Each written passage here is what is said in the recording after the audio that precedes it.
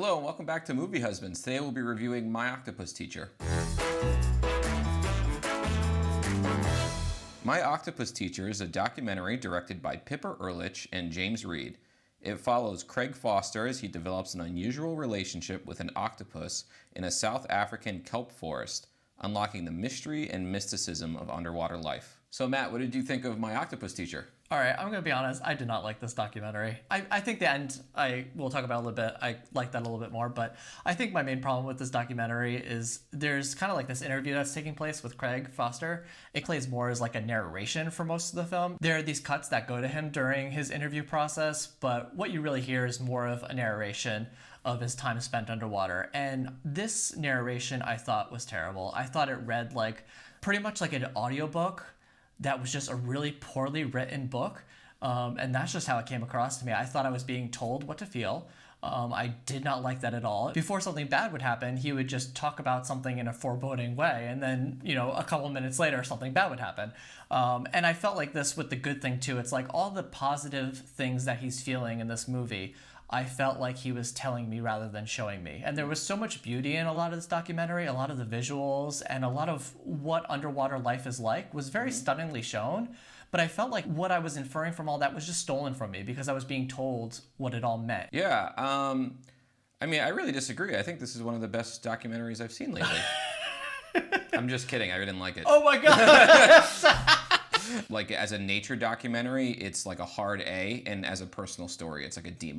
I don't doubt that Craig Foster is lying to us. Like I think that the octopus really had an effect on him, but I don't think the film makes the connection very well. I'm sitting here and I'm being so amazed by, just like the mysticism of underwater life and how beautiful it is, and, the circle of life and all these great themes that the movie is touching on.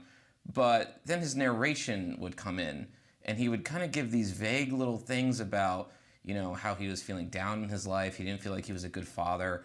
They didn't really dive into it at all. Like, it's so surface level that I couldn't feel his transformation. Yeah, there's kind of this storyline where he alludes to his son and how he feels like he doesn't really have a connection to his son early on in the movie. And then all of a sudden, as the movie progresses, you see him all of a sudden spending more time with his son. Yeah, now and it's fine, yeah. Yeah, like now it's fine. It's just, but there was nothing really building those blocks in that transformation. It was just kind of like all that transformation happened, and he learned all these things. And I don't doubt his experience here, but it's kind of like the experience anybody could have of not connecting to an animal and then connecting to an animal, whether it's like having a dog in your family. On a bright note, I do think the movie does feel a little deeper towards the end. The most hard-hitting part was the octopus for me. It was like just watching and visually seeing it. I didn't care what was happening in the narration. I was really connected to what I was seeing, and just the life of an octopus and how it lays its eggs and brings in new birth. It's very Circle of Life. It's very Lion King, what's happening here.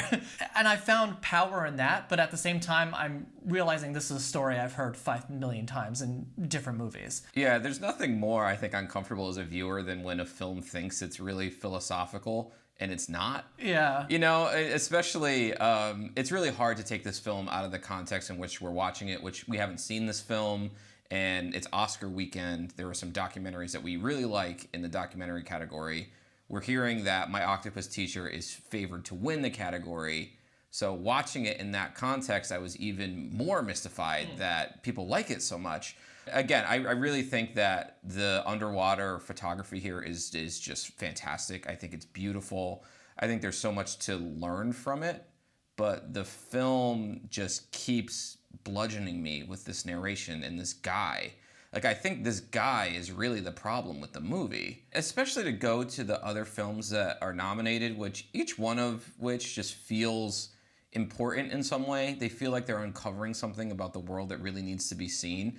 For something that's so slight and trivial to be picking up this award prospectively, maybe, is just, it's such a missed opportunity to me. I alluded to this earlier, and I did say how it was kind of beautifully shot. And this documentary is wonderfully shot. All these things he's able to capture underwater, the big event that happens between the octopus and the shark, and the second time that happens, and kind of the learning that evolves with the octopus, I thought that was really cool to capture on tape, as well as some of the things that the octopus will do to protect itself. Yeah. And I thought capturing that was very beautifully done, and also not being involved, like making sure that you're taking a step back and you're not affecting what is actually happening in this ecosystem, I thought was important. When it came to the narration, I thought it actually could have been better done. And I was thinking of this throughout the movie, is if there were interviews during the experiences that he had.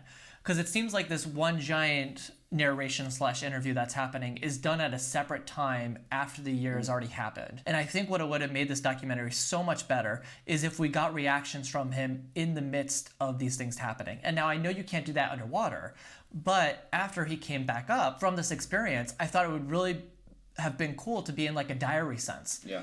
And kind of explain what you were feeling from that one intimate experience. And I feel like that would have tied all these things together much better. And I think he would have been much more emotional because he's not recollecting things that happened a year ago.